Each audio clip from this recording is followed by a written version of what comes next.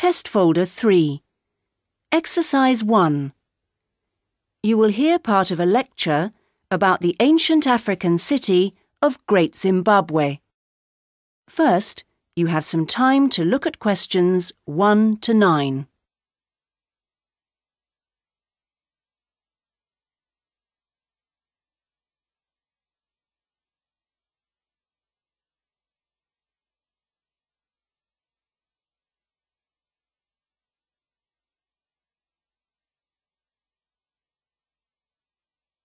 Now listen carefully and answer questions 1 to 9. One of the most impressive structures of southern Africa is Great Zimbabwe, a ruined city surrounded by a massive stone wall reaching a height of 10 metres. This wall and the stone buildings within the city have survived, but unfortunately not the houses of the majority of people, which were of mud. Great Zimbabwe was part of a state which covered much of the interior of Southeast Africa and may well have been the capital. There's disagreement over the precise meaning of the name Zimbabwe. One interpretation is houses of rock, as this material was used for the most important buildings. Because of the historical significance of the Great Zimbabwe site, the name was adopted by the present country on independence in 1980.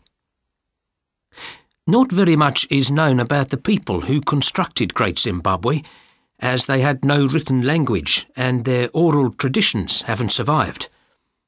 They were probably Shona-speaking people who moved into the area around the 6th century and began building the stone walls, using granite quarried from nearby hills, in the 12th.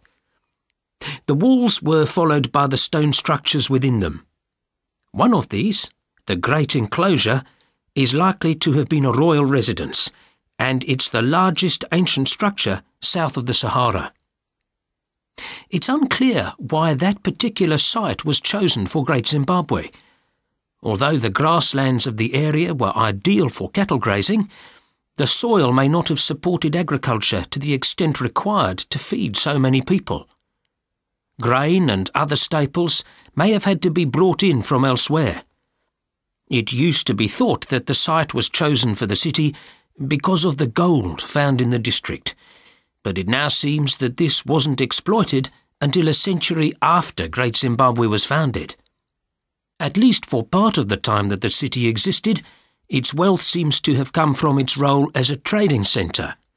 Ivory and later gold were traded through East African ports for cloth and other goods from Arabia and further east. This was probably the main source of Great Zimbabwe's power and wealth. By the middle of the 15th century, however, the city was in decline. Trade had moved further north. Local resources had apparently been overused, and salt was scarce. Possibly for these reasons, although we may never know for certain, Great Zimbabwe was abandoned by about 1600. At the height of its prosperity, the city was probably home to 18,000 people, perhaps more. But now it simply consists of ruins.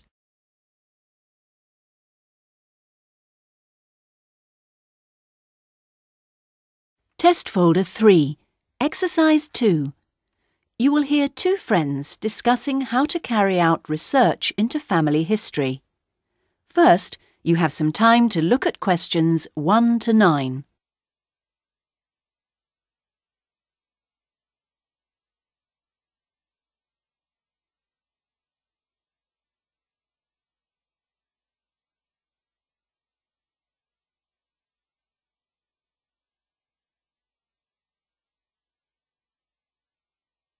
Now listen carefully and answer questions 1 to 9.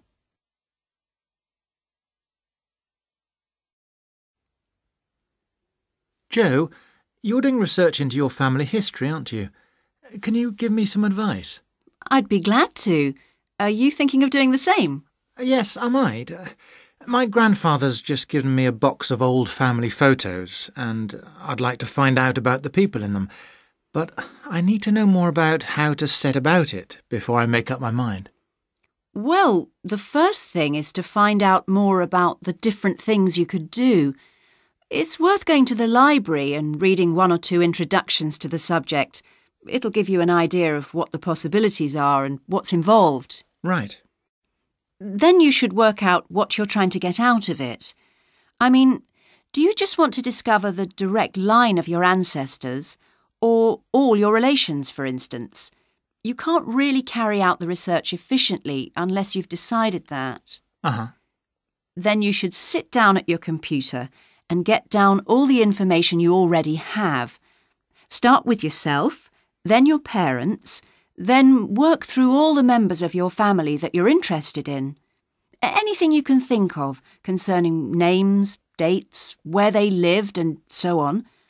And you need a system to keep track of anything you're not sure of, so you can try and find out later. Right. Once you've got that far, you should think about all your living relations, and maybe close friends of theirs, and arrange to talk to them. It's a good idea to put down a list of things you want to ask them first, but don't limit yourself to those. Encourage your relatives to talk about the family in a more unstructured way too. You never know what might come up. What about things like birth certificates, photographs and so on? How useful are they? Oh, they're essential. They're the primary evidence that you need. Ask your relations if they've got anything that would be useful. There might be some real treasures tucked away somewhere. At the back of a drawer, maybe? Right. They can give you a real opening into history, particularly if there are any old letters or diaries. Just a casual mention of visiting Auntie Mary, for example, can tell you about people you hadn't heard of, or where someone lived. I think that what you'll enjoy most is finding out as much as possible about your ancestors, where they lived and worked, how much money they had, how they spent their free time, all that sort of thing. That's much more interesting than simply knowing a person's name and when they were born and died. Yeah, I agree. How should I organise all the material, do you think? Well, there are special computer programs available for doing family history. It's easiest if you use one of those. I can give you details of what I used. It was very good. Oh, thanks.